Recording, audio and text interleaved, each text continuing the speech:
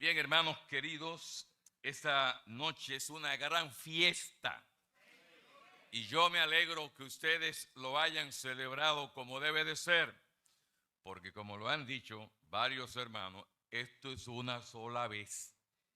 Dichosos ustedes y yo que podemos en esta noche decir 100 años de los templos bíblicos de Puerto Plata.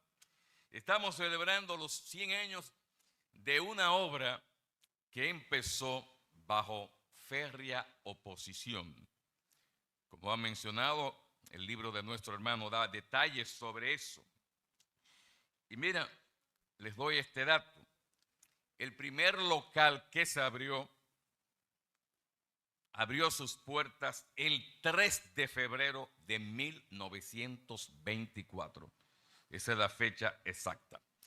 Y así que, hermanos, ¿cuántos de esos que no necesariamente empezaron, porque estamos hablando de 100 años, pero de otros hermanos que están en la presencia del Señor, que hubieran querido tener este privilegio? A Dios las gracias, porque a nombre de ellos, de los que fundaron la obra, y a nombre de todos aquellos que han partido, nosotros decimos, gracias, Señor.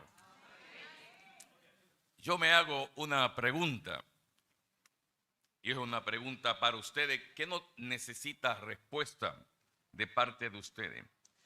¿Cuál es el secreto, la razón de que esta iglesia permaneciera por 100 años?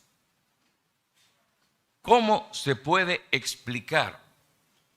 Bueno, una respuesta fácil y rápida y correcta, porque es una obra de Dios. Y la obra de Dios permanece.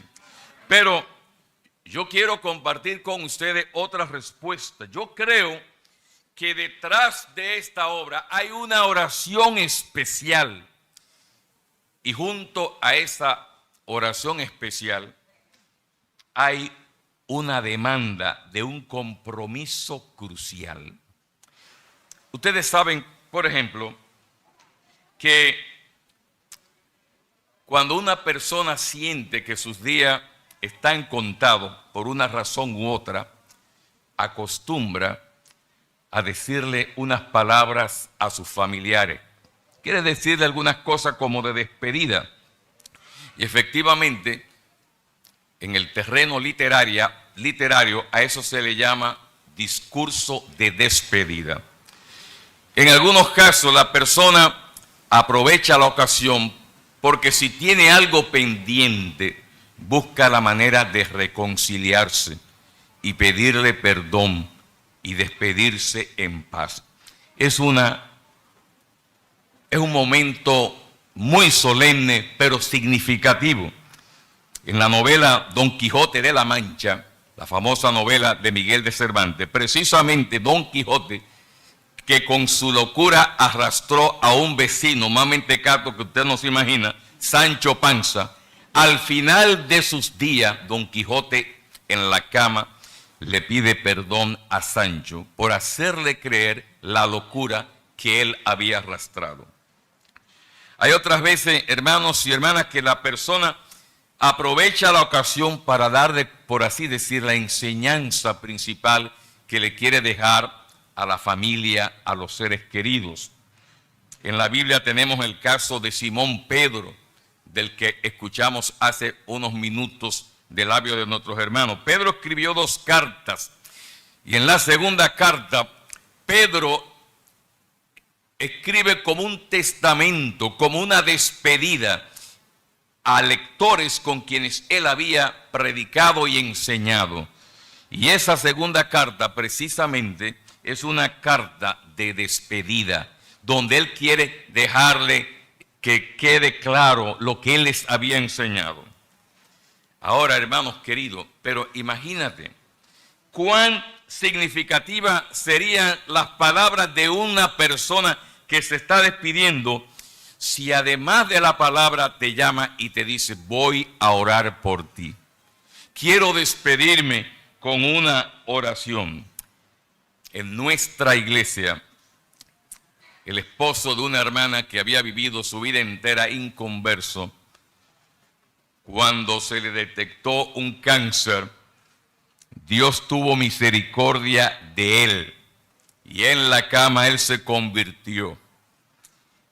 Y él me dijo, yo quisiera que el Señor me llame, yo orando. Qué lindo. Y Dios le concedió ese deseo. Miren, en esta noche yo quiero también compartir una oración de ese tipo con ustedes. Pero no se asusten, no es que me estoy despidiendo. Y a mi mujer, no te preocupes, yo le he dicho a mi mujer que ella y yo nos vamos en el rapto agarrados de la mano. Así que no me lloren. Hermano querido, no me estoy despidiendo. No, yo quiero tomar la oración de intercesión más gloriosa que aparece en la Biblia. Se dijo en un momento trascendente. Es la oración de Cristo frente a la cercanía de su muerte. Cristo, momentos antes, había dado unas palabras finales a sus discípulos, un discurso de despedida, pero aprovechó ese momento crucial para elevar una oración a Dios. Nuestros hermanos organizadores de este evento han utilizado un lema para identificar este evento, y ahí está en pantalla, manteniendo la unidad. Y ese texto lema está basado en Efesios capítulo 4, pero el pasaje rector, el pasaje que quieren que quede en nuestro corazón es Juan capítulo 17. Yo te voy a invitar a que mantengas tu Biblia abierta en los versos que nuestro hermano leyó hace unos instantes, del verso 6 al verso, realmente es al 12, yo dije 11, pero realmente es hasta el verso 12.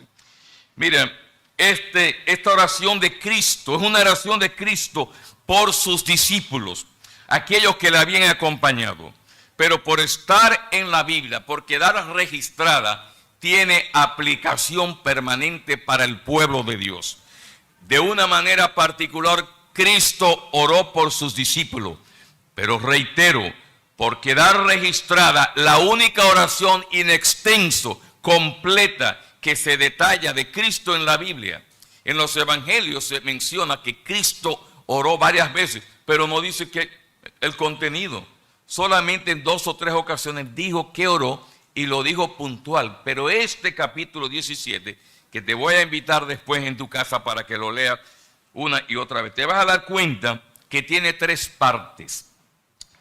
En primer lugar, Cristo ora por sí mismo, versos del 1 al 5. Y en esa parte de la oración de Cristo, Cristo ora en función de la gloria del Padre y de la gloria del Padre hacia el Hijo. Dice, estas cosas habló Jesús y levantando los ojos al cielo, verso 1, dijo, Padre, la hora ha llegado, glorifica a tu Hijo, para que también tu Hijo te glorifique a ti. Cristo comienza orando por su relación con el Padre. En segundo lugar, Cristo ora por sus discípulos. Esto comprende desde el verso 6 hasta el verso 19. Eso significa que mi responsabilidad no es abarcar todos los versículos, porque hay otros expositores que vendrán después de mí y van a tratar esos otros temas, como ustedes conocen mejor que yo, que ya ha habido 3 expositores. Nuestro hermano Franklin, nuestro hermano Manuel Medina, y el último fue nuestro hermano Prensa. Así que en el caso nuestro, yo voy a tratar esos versos que les dije que van desde el verso 6 hasta el verso 12. Ya algunos hermanos me antecedieron y han enseñado parte de esto que dice. ¿Cuál es el foco? ¿Cuál es la enseñanza principal de estos versos? Nuestro Señor en los versos siguientes al 12 eleva 3 oraciones de intercesión por sus discípulos. Ora, por un lado, por la unidad del pueblo de Dios, ora por la protección del pueblo de Dios y ora por la santificación del pueblo de Dios. Esas son las 3 peticiones que aparecen en el capítulo. Pero antes de ello, Él establece las bases, los motivos que sustentan esa oración. Y de eso es que yo quiero hablar, porque esta oración, la palabra de Dios te enseña y nos enseña que esta oración es parte esencial del plan de Dios para salvación. Lo voy a repetir. En esta parte que vamos a destacar, nuestro Señor revela que su oración intercesora no fue algo que se le ocurrió en el momento, no fue algo, bueno, porque tengo que orar, voy a orar. No, es parte esencial del plan de Dios para salvación. Y en esa manera, nuestro Señor, en primer lugar, sostiene los motivos o los fundamentos para que el plan de salvación se concrete, se realice. Hay tres motivos por un lado, y en segundo lugar va a destacar la necesidad de la oración intercesora por el pueblo de Dios para que esa obra culmine. Veamos en primer lugar los motivos que justifican su intercesión. Antes de hacerlo, permítanme elevar una oración junto con ustedes. Señor de la gloria, qué privilegio, hasta con temor y temblor, como dice Pablo cuando predicaba, que tú nos hayas dado la oportunidad de meditar en ese pasaje para predicar y enseñar tu palabra a esta gran cantidad de hermanos y amigos que nos están acompañando en esta noche. Nos hemos gozado con los coros, nos hemos gozado también con las alabanzas del coro y del grupo de alabanza, nos hemos gozado también escuchando la historia de esta asamblea y el inicio de esta obra. Nos hemos gozado también con el dúo Reyes Peña, cariñosamente, y nos hemos gozado, Padre, en tu presencia. Pero también tu palabra, que alumbra el entendimiento, nos llena de gozo cuando lo entendamos. Como cuando en tiempo de Nehemías dice que el escriba Esdras abrió el libro de la ley y todos entendían y se gozaron, porque el gozo del Señor es nuestra fortaleza. Bendice esta exposición de tu palabra, donde nuestro Señor Jesucristo justifica, establece las bases de sustentación del plan de salvación a través de esta oración intercesora. Gracias te doy, Señor, por los méritos de nuestro Salvador Jesucristo. Amén. En primer lugar, vamos a notar que nuestro Señor destaca la soberanía de Dios en la salvación. La soberanía de Dios. Si notan, por ejemplo, el verso 6, mire lo que dice. Dice Cristo, he manifestado tu nombre a los hombres del mundo, está hablando al Padre, que tú, Padre, me diste. Tuyos eran y me los diste. Si pasamos ahora al verso número 9, oiga lo que dice. Ahí comienza la intercesión. Yo ruego por ellos. No ruego por el mundo, sino por los que me diste. Porque tuyos son, y todo lo mío es tuyo, y lo tuyo es mío. Finalmente, un verso más. Le voy a invitar para que vea el último verso, el verso 24, perdón. Verso 24 dice, Padre, aquellos que me has dado, quiero que donde yo estoy, también ellos estén conmigo. De labios del Señor, no creo que haya un pasaje que resalte más la soberanía de Dios en la salvación. Nuestro Señor se refiere a que Dios es soberano. Soberano en este caso en su plan de salvación. ¿Qué significa? Para edificación de algunos hermanos y de algunos amigos que nos acompañan. La soberanía de Dios significa que en su plan Dios tuvo la primera palabra y Dios tendrá la última palabra. Cuando hablamos de la soberanía en el plan de Dios significa que todo está bajo su control a pesar de la oposición del diablo y del mundo. Que Dios tiene un plan bajo su control significa que nada escapa de su poder, que nada le toma por sorpresa, que su soberanía llevará a feliz término su proyecto. Dios es soberano en su plan de salvación, porque no le pidió la opinión a nadie. Nadie se le acercó, le dijo, yo te propongo, ¿qué te parece, Señor? Si en vez de que Cristo muera, no, nada de eso. No le pidió opinión a nadie. De nadie depende para cumplirlo. Y a nadie le rendirá cuentas. Eso significa la soberanía. Pero ahora, dicho de una manera más concreta, en los versos que leímos, de una manera más personal, yo quiero decirte que Dios es soberano para decirte que Él es el que inicia, mantiene y sostiene la salvación tuya. Como dijo nuestro Señor, aplicado en otro contexto, separados de mí. En otras palabras, y quiero que lo oiga, óyelo mi hermano, óyelo mi amigo, nadie se salva si antes Dios no le trae a Cristo.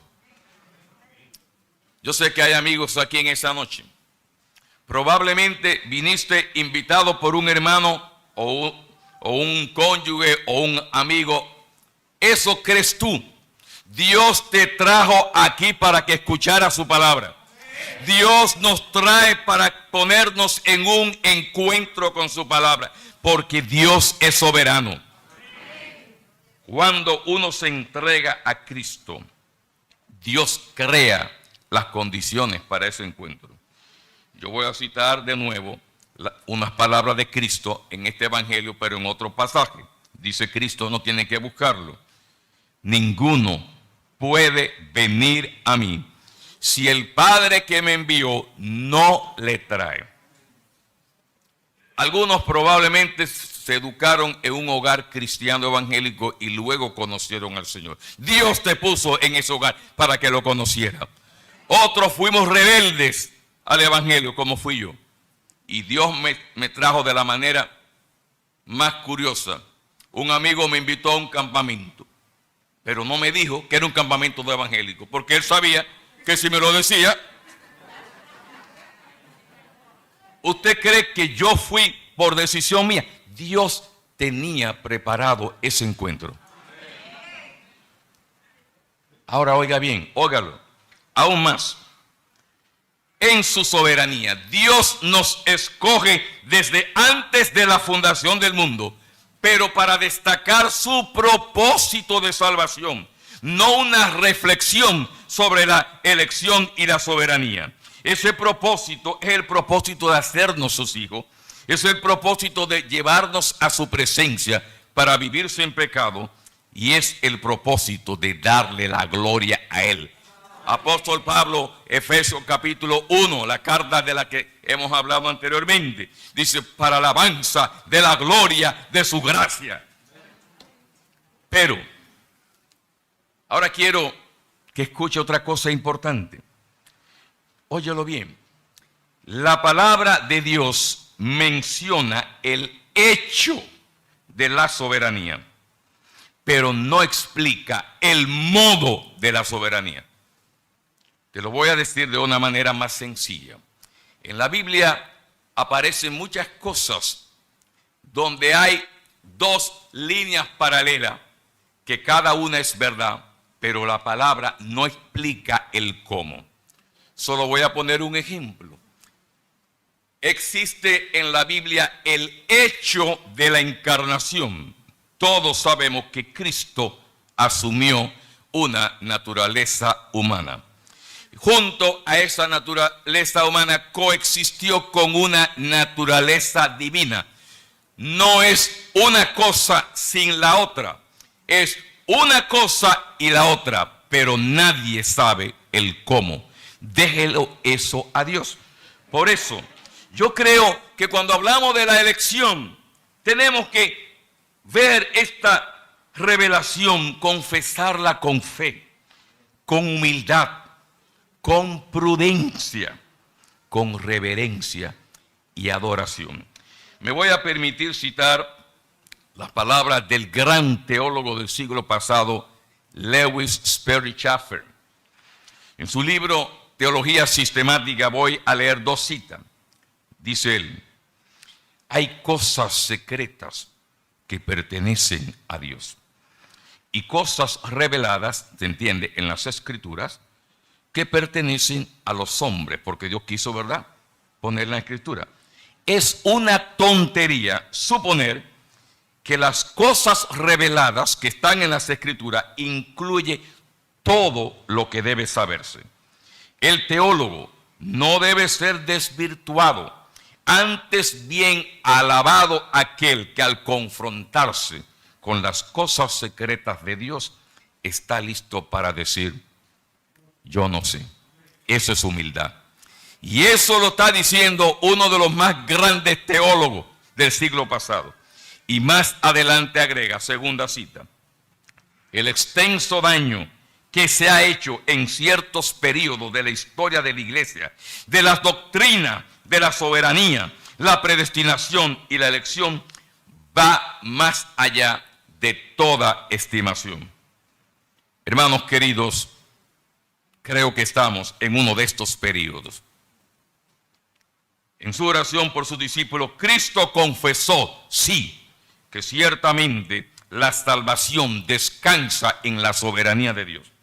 Sin la gracia de Dios, sin su llamado, sin esa manera de llevarnos a los pies de Cristo, nadie sería salvo, nadie perseveraría como salvo. Y por eso quise destacar este pensamiento, porque esos hombres y mujeres que vinieron de 100 años para acá, los llamados misioneros, los fundadores, creían en esa doctrina, creían firmemente, pero eran personas que sabían qué decir, cuándo decir y cómo decir y cuándo callar lo que la Biblia no dice. Y eso yo creo que tenemos que tenerlo presente. En segundo lugar, Cristo no solamente destaca la soberanía de Dios en el plan de salvación, sino que Cristo afirma su obra perfecta en el plan de salvación. Observen el verso 4 conmigo como trasfondo. Dice el Señor: yo te he glorificado en la tierra. Y yo le pregunto, ¿de qué manera, Cristo? He acabado la obra que me diste que hiciese. Repítalo. He acabado. Dígaselo a los amigos. He acabado la obra que me diste que hiciese. Nuestro Señor está hablando de su obra perfecta. A la luz del pasaje, la obra comprende 2 cosas. La misión de Cristo en el plan de redención, de acuerdo al pasaje, comprende 2 facetas. En primer lugar, dar a conocer a Dios por medio del Evangelio. El verso 6, que ya lo leímos, dice: he manifestado tu nombre a los hombres que del mundo me diste. He manifestado tu nombre es una manera de decir: te he dado a conocer. Por eso, cuando nuestro Señor Jesucristo empezó su ministerio público, es decir, empezó a predicar, lo primero que dijo fue: arrepentíos y creed en el Evangelio. Así que todos de una u otra manera llegamos por el Evangelio.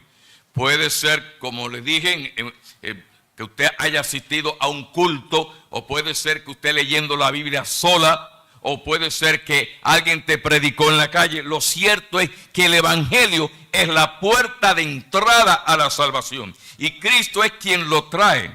Como dijo el apóstol Pablo, que Cristo trajo a la luz la vida y la inmortalidad por el Evangelio.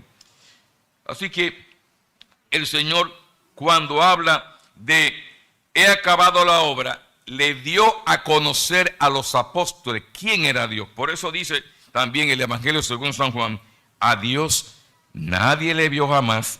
El unigénito Hijo que está en el seno del Padre, Él le ha dado a conocer. En segundo lugar, de acuerdo al pasaje, he acabado la obra significa morir en la cruz por los pecados del mundo. La muerte de Cristo satisfizo todas las demandas de Dios. La muerte de Cristo significa la oferta universal del perdón de los pecados. En ese plan, Cristo aceptó voluntariamente ser el sustituto de nuestros pecados. Y Dios demostró su gran amor, como dice Juan 3:16, de tal manera amó Dios que ha dado a su Hijo unigénito, para que todo aquel que en Él cree no se pierda, mas tenga vida eterna. Mi querido amigo, lo único que usted y yo ponemos en la cruz de Cristo es la carga de nuestros pecados. Nuestro Señor clavado en la cruz dijo, consumado es. Y habiendo inclinado la cabeza, dice, entregó el Espíritu. Como que dice, ya terminé. A mí me encanta esa frase, porque entregó el Espíritu significa, tengo control de mi vida y mi muerte. Si hubiera muerto sin control, ¿qué hubiera pasado con la cabeza? Se va de lado. ¿Y sabe lo que él hizo? Señor, acabé la obra.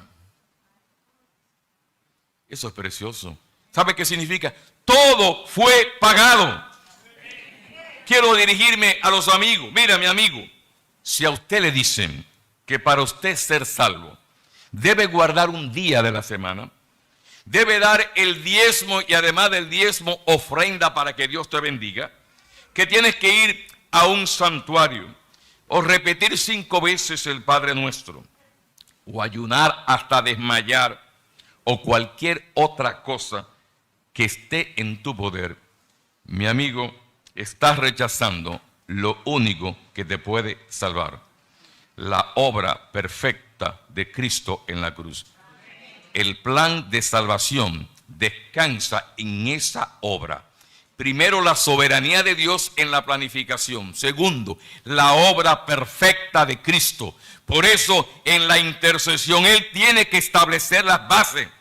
Por eso, como dije, esta oración intercesora es parte esencial del plan de salvación. Como parte esencial del plan de salvación, el Señor enseña entonces, en tercer lugar, la fe genuina para la salvación. Yo quiero que usted, esta parte yo quiero que usted sí la lea conmigo. Vaya conmigo, por ejemplo, usted va a notar las veces que el Señor resalta cómo respondieron los discípulos al Evangelio, a la palabra de Dios. Óigalo, el verso 6. En el verso 6, en la última parte dice, y han guardado tu palabra. En el verso 7 ahora dice, ahora han conocido que todas las cosas que me has dado proceden de ti. Luego dice en el verso 8, porque las palabras que me diste les he dado y ellos las recibieron. Y han conocido verdaderamente, genuinamente, que salí de ti y han creído que tú me enviaste. No hay otra manera más relevante de destacar la fe genuina al Evangelio. Y sabe una cosa, esta es la otra cara de la salvación. Ya destacamos la cara de la soberanía. Ya destacamos el elemento de la perfección de la cruz de Cristo. Pero se nos predica el Evangelio. Y usted y yo tenemos que responder a ese Evangelio, o si no nos perdemos. De nuevo me van a permitir citar ahora las palabras de otro teólogo. Y aprovecho para decir que es de una línea bien conocida, pero para que usted vea lo que es la honestidad y el equilibrio respecto a esta doctrina. El destacado teólogo Donald Carson dice en su comentario al Evangelio según San Juan, sin importar lo contundente de la predestinación, es importante insistir en que los discípulos aceptaron las palabras de Jesús. Ellos obedecieron las palabras de Jesús y creyeron que Dios envió a Jesús. La aceptación, la obediencia y la fe, dice él, es su, en el texto está en cursiva, su aceptación, su obediencia y su fe, independientemente de cuán preveniente haya sido la gracia de Dios en su vida. Y en otro de sus libros agrega: no resulta sencillo ver cómo, ahí está el cómo, la soberanía incondicional de Dios, aún en la salvación, puede coexistir con la libre elección del hombre dentro del universo divino. Pero el caso es que coexisten según las Escrituras. Y eso creían esos hombres de Dios y mujeres que vinieron, creyeron que Dios los llamó, que Dios fue soberano en su vida y vivieron predicando el evangelio de esa manera. Por eso encontramos el llamado sin excepción al arrepentimiento. Y como hay amigos aquí en esa noche, quiero decirte, mi querido amigo, solo Dios y usted saben si usted verdaderamente cree en el Señor. Cree en el Señor Jesucristo y será salvo, dice la palabra. ¿Qué debo hacer para ser salvo? Cree en el Señor Jesucristo. Lamentablemente en algunas personas la emoción lo domina o el engaño, y tarde o temprano se revela con sus actos que nunca fueron cristianos. En muchos años que tengo en la asamblea a la que asisto, tantas personas que parecían evangélicos, pero nunca fueron evangélicos.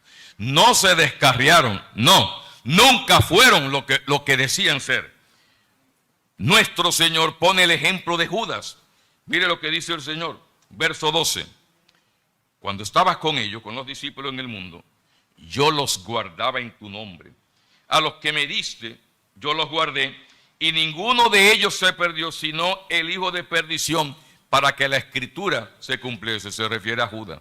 Judas caminó por unos 3 años con el Señor, vio sus milagros, escuchó sus enseñanzas e incluso hasta comió del plato del Señor.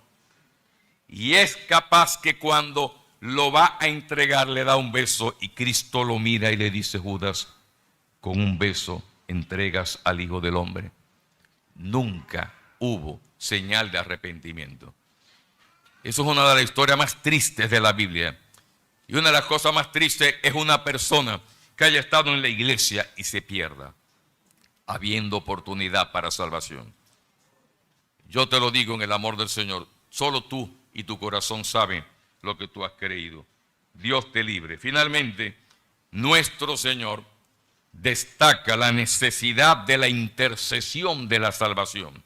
Dice él: yo ruego por ellos. Dice: por los que me diste, porque tuyos son, y todo lo mío es tuyo, lo tuyo mío, y he sido glorificado en ellos.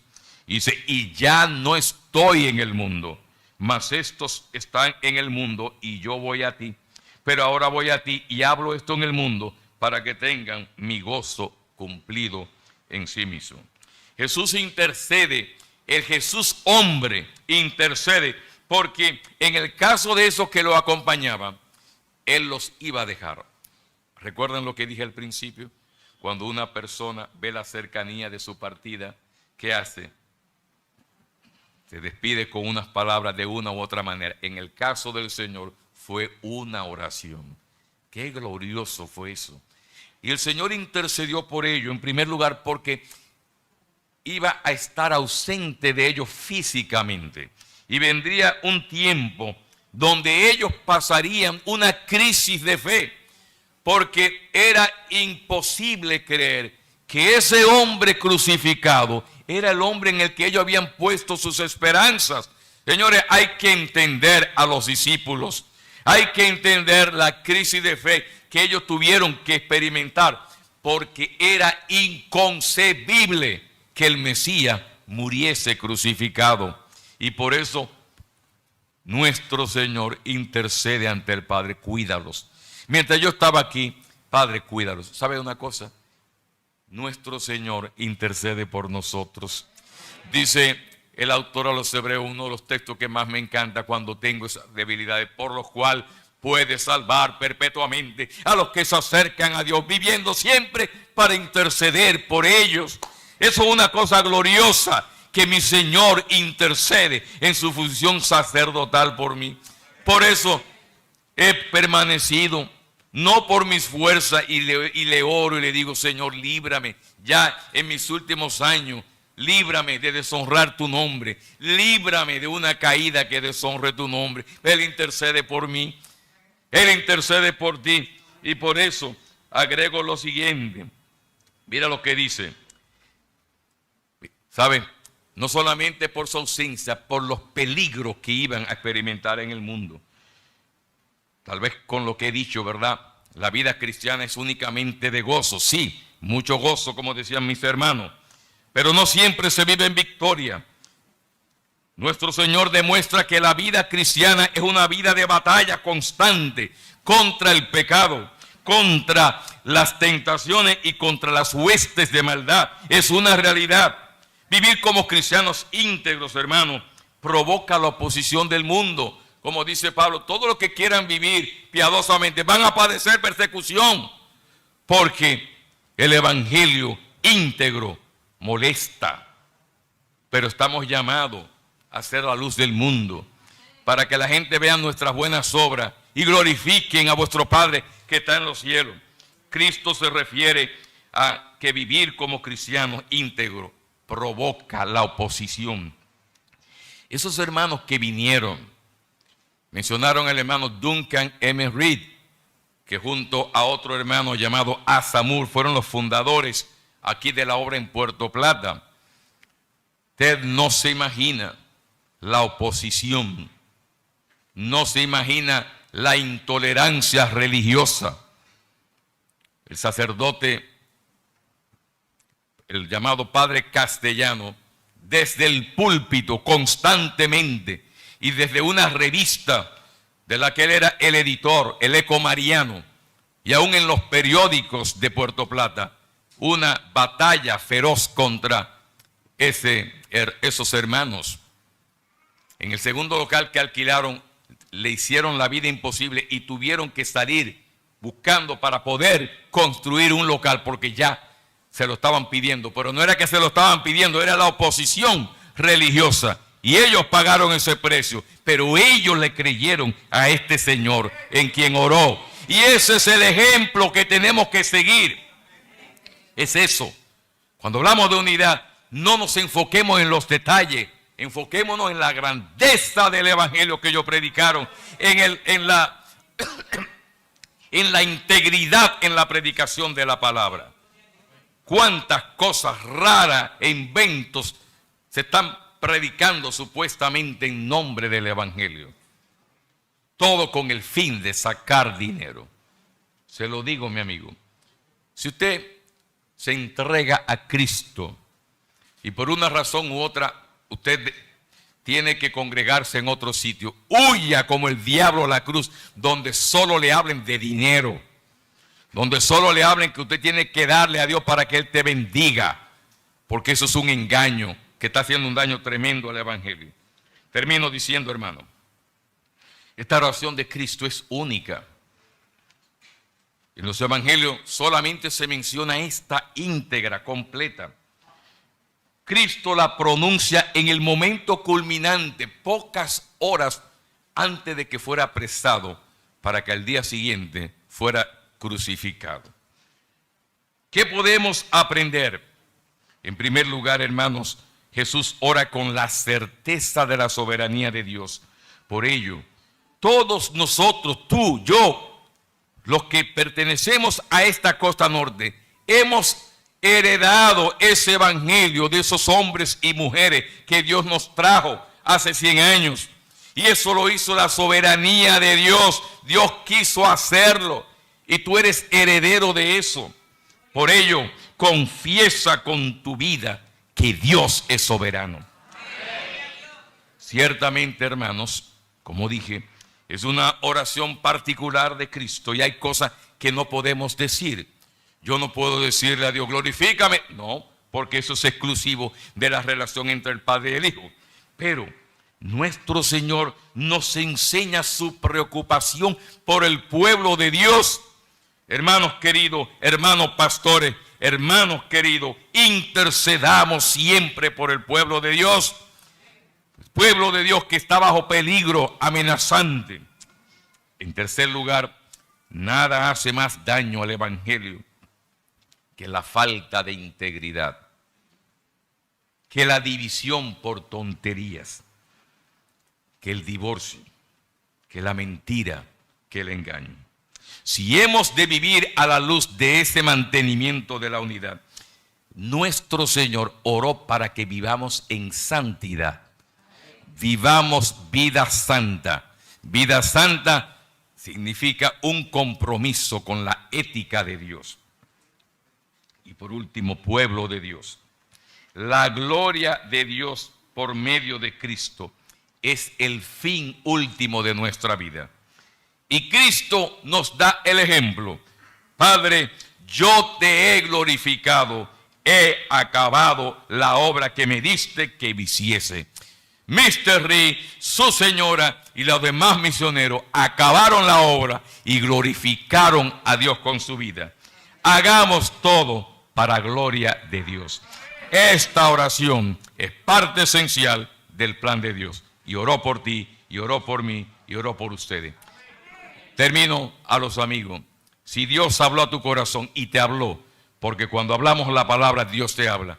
Si quieres entregar tu vida a Cristo, nunca le digo a nadie, levanta tu mano. Pero si hay un hermano al lado tuyo, dile, yo quiero entregar mi vida a Cristo en esta noche. Que Dios les bendiga, Dios les guarde y los regrese a sus respectivos hogares con su paz y protección. Y la gloria al Señor. Amén, amén.